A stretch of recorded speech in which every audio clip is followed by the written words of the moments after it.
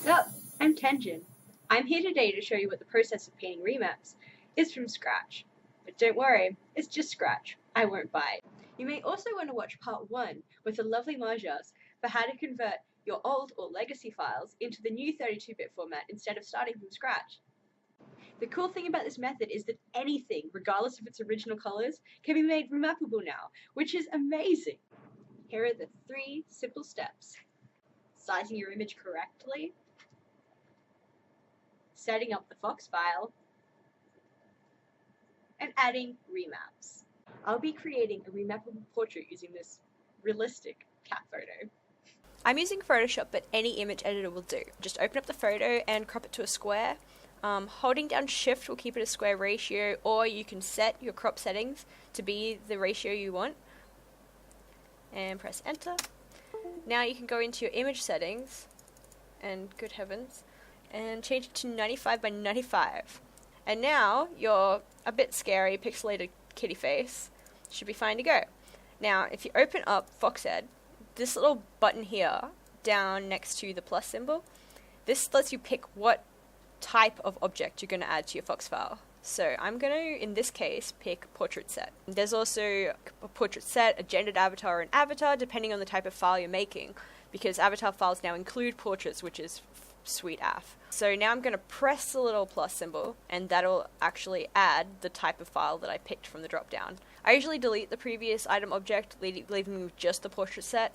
Remove current object or Control D. That'll delete your previous one. So now your file is just the portrait set item, nice and neat, which will come in handy later when you have so many things that you'll wish you'd kept everything neat. Now, I previously copied my image, but in case you didn't know, you can go back to Photoshop, Control A, select all, Control C, copy, and Control V, paste back in. And now your little scary cat face is in Foxed. Foxed also has this nice little border that tells you where the boundaries of a portrait are, and it'll have the same thing for most other types of objects like specie tags and stuff like that. This image is colored, but don't worry, it doesn't matter, like my face. If you click the remap kiwi, you'll get all these extra things here. Now, the stuff on the right, while it may look like the world's most flamboyant wardrobe, that's actually your remap icons.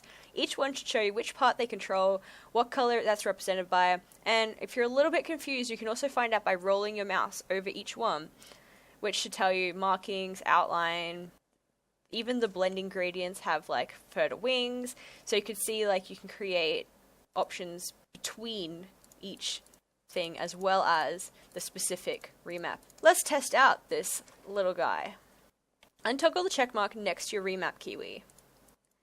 He'll forgive you. At this point we don't have anything, so I'm just gonna pop some stuff over the top. You can increase the size of your brush with these. You can paint outside the lines because it's on a separate layer, so it doesn't matter, which is awesome. It looks a bit weird, but he'll deal. He'll deal. Yeah, some markings. Now, untoggle the checkmark next to your remap kiwi to see what you've done. So you can see we've got this lovely remap going over the top. And it works similar to like the overlay in Photoshop. So you should be familiar with that already. And if you're not, well, you know, there's always stuff to learn. This way you can see what you're doing, which will come in so much handy when you have like a lot happening. Like this guy has a lot of shading happening, so that way you can see, okay, that's where you've put it all, and you can make adjustments. Also, if you toggle back over here to this little kiwi guy here for image, you can see it in its original colors and its remap colors, and compare them and figure out if you like them. Let's test out this fur remapped cat.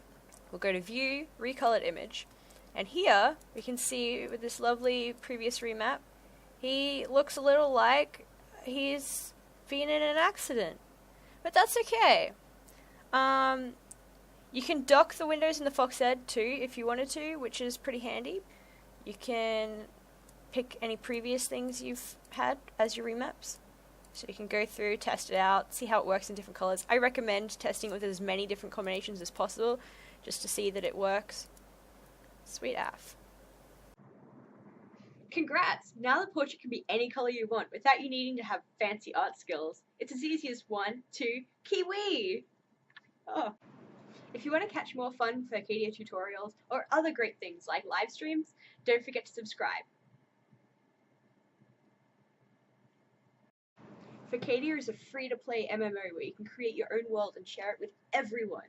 So why not give it a try?